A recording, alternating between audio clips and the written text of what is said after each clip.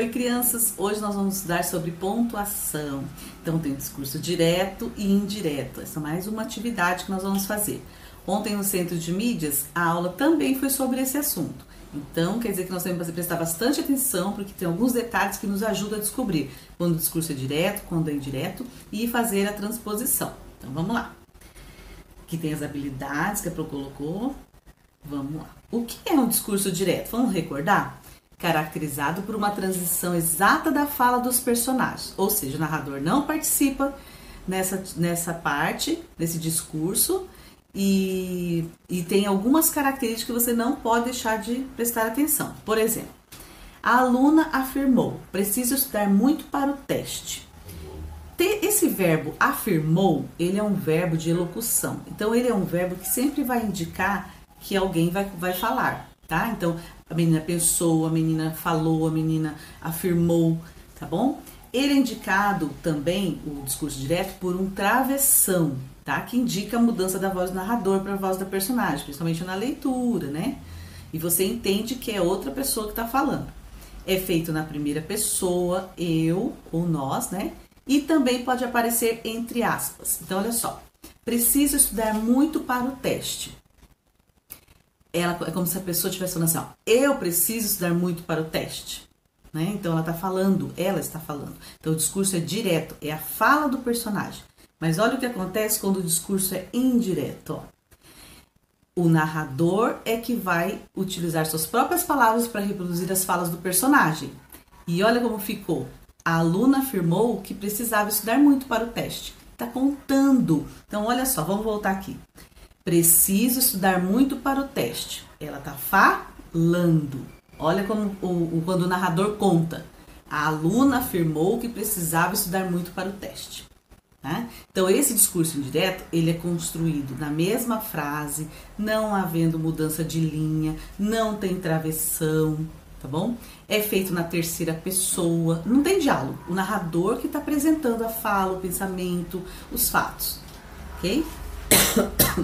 Bom, e na nossa atividade? Nossa atividade é exatamente isso aqui, ó. Passagem de discurso direto para discurso indireto. E ao contrário, de indireto para o direto. Essa é a atividade de hoje. Então, vamos observar outros exemplos para a gente ter mais certeza. Olha só. Discurso direto. Faz de conta que você está fazendo. Eu comecei minha dieta ontem. Alguém falou. O que apareceu aí? Travessão. Poderia ser aspas? Poderia. Mas aí, no caso, é travessão. Discurso indireto. Ela disse que começou sua dieta no dia anterior. Olha só. Tá bom? Olha o discurso direto. Vou ali agora e volto rápido. Olha o narrador. Ele disse que ia lá naquele momento que voltava rápido. Tá bom? Ele está contando, não tem travessão. Ele está contando em terceira pessoa. Ó, nós viajaremos amanhã. Discurso indireto. Eles disseram que viajariam no dia seguinte. Você não vai falar amanhã, né? No dia seguinte. Entenderam? Então, presta bem atenção. Olha a diferença do direto para o indireto. O direto, a pessoa está falando. O indireto, o narrador está contando. Beleza? Aí, lá no Ler e Escrever, você vai lá na página 200 e vai acompanhar a leitura aqui da Pro. Tá? A Reinação da Igualdade, do Monteiro Lobato. Vamos lá. Como já fosse tarde, o Visconde, por ordem de Dona Benta, suspendeu o espetáculo daquele dia. Chega por hoje, disse ela, Dona Benta. Quem quer aprender demais acaba não aprendendo nada. Estuda como comida, tem de ser a conta certa, nem mais nem menos. Quem come demais tem indigestão. Amanhã o senhor Visconde continuará o espetáculo. Mas no dia seguinte, o Visconde anunciou que só recomeçaria o espetáculo depois que todos soubessem na ponta da língua as tabuadas escritas nas laranjeiras, de modo que os meninos passaram o dia no pomar, chupando laranjas e decorando números.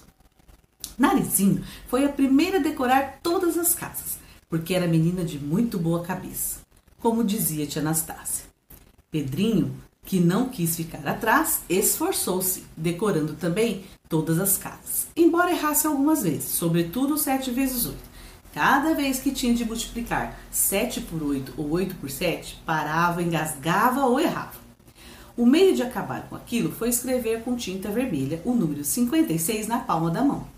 7 vezes 8 dá 56.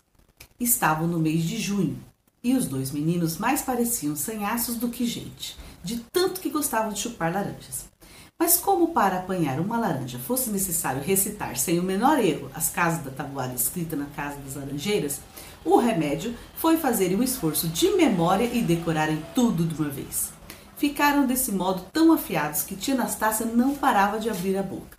Parece incrível, dizia ela, que laranja dê melhor resultado que palmatória. E dá! Como palmatória no tempo antigo as crianças pareciam que custavam aprender. Agora, com as laranjas, esses danadinhos aprendem a matemática brincando e até engordam. O mundo está perdido, credo. Mas se você não sabe aritmética, Anastácia, como sabe que nós sabemos tabuada? Perguntou-lhe a menina. Sei porque quando um canta um número, os outros não corrigem.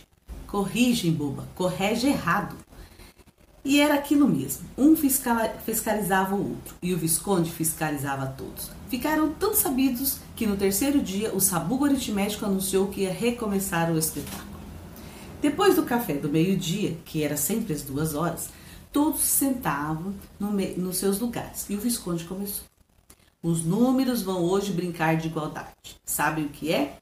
Quando o resultado de uma porção de um número que somam, diminuem, multiplicam ou se divide entre si é igual a outro número. Ou ao resultado de outro número que também se somam, diminuem, multiplicam ou se divide entre si. 5 mais 4 é igual a 9, por exemplo. É uma igualdade das mais simples. Está aqui, esta aqui já é menos simples. E escreveu na casa do Quindim, onde a tabuada já se havia apagado. 4 mais 8 menos 6 igual a 8. Menos 4 mais 2. Nessa conta, temos duas continhas separadas pelo sinal de igual. Vou botar as duas dentro de uma rodela para ficar menos atrapalhado. E escreveu a conta. A primeira continha, antes do igual, chama-se o primeiro membro da igualdade. A segunda continha, depois do igual, chama-se o segundo membro da igualdade. Fazer essa conta é fácil. É só ir somando e diminuindo e o que encontrar pelo caminho. Vamos ver quem acerta. Então, essa é uma parte da história de Monteiro Lobato, que vocês têm aí no Ler e Escrever. Então, que partes que eu vou observar? Essa parte negrito aqui, chega por hoje, disse ela. Quem quer aprender demais acaba não aprendendo nada. Estudo é como comida, tem que ser a conta certa, nem mais nem menos. Quem come demais tem digestão. Esse tá em negrito, certo? Então, vamos lá na perguntinha, ó. Letra A. Releia apenas os trechos em negrito. Eles mostram o diálogo entre os personagens, escrito em discurso direto. Reescreva em seu caderno, passando para o discurso indireto. Então, você será o narrador que vai contar esta parte que está em negrito. Então, vamos lá, vamos fazer primeiro ali. Chega por hoje, disse, quem que tá falando aqui? Não era a Dona Benta? Ela disse que naquele dia já estava bom, pois quem quer aprender demais acaba não aprendendo nada. Estudo é como comida, tem de ser a conta certa, sem mais nem menos. Quem come demais tem digestão. Então, existem algumas palavrinhas que você pode acrescentar para poder ficar correto você contando a história como narrador. Você vai organizar a sua fala, tá bom? Você vai pegar essa fala da Dona Benta e vai contar como você como narrador, tá bom? A segunda parte é essa aqui, ó. Mas se você não sabe aritmética, Anastácia, como sabe que nós sabemos tabuada? Né? Quem que tá falando aqui, ó? Você tem que descobrir quem que tá conversando para você contar que a pessoa falou aquilo, que a outra respondeu, ó, a menina que perguntou. Então a menina perguntou para a tia Anastácia como que ela sabia, entendeu? Você tá contando, você é o narrador, né? E ela respondeu que isso e aquilo. Então você não vai pôr a fala deles. Agora você vai contar o que eles falaram, o que uma falou e o que a outra respondeu. Tá bom? Vamos lá para o número 2, para a letra B. Agora observe os trechos sublinhados. Então são todos que estão riscados. Eles revelam a fala do personagem de modo indireto. Reescreva-os em seu caderno, passando para o discurso direto. Então vamos olhar aqui no texto a parte que está lá, sublinhado. Mas no dia seguinte, ó, o Visconde anunciou que só recomeçaria o espetáculo depois que todos soubessem na ponta da língua as tabuadas escritas na laranjeira. Então, lembra daquele verbo de locução que a Pro falou? Então, pensando no verbo de elocução, olha lá, eu anunciou. Então, você vai passar para o discurso direto. Então, você vai ter que primeiro fazer a primeira parte, né? Então, Visconde anunciou. Não, Visconde anunciou. 2 pontos. Aí você vai colocar a fala dele. Não esqueça do sinal de pontuação, tá? A mesma coisa você vai fazer aqui nessa parte. No terceiro dia, ó, o sabugo aritmético anunciou que ia recomeçar o espetáculo. Como que você colocaria isso? Olha o verbo lá, anunciou. Tá vendo? Você tem que achar o verbo. Vamos lembrar que o verbo é uma ação, um fenômeno da natureza, um estado da pessoa, como que ela está, se ela está feliz, se ela está triste. E aqui no verbo de locução é uma ação que ele vai fazer, verdade, hein? Vamos treinar, tá bom? Então, assista novamente do começo do vídeo, veja bem o que é discurso direto e indireto, tá? Retire essas partes do texto e mude eles, direto para indireto, indireto para direto. Tá bom, meus lindos? Boa atividade, qualquer dúvida, Pro está à disposição. Beijo!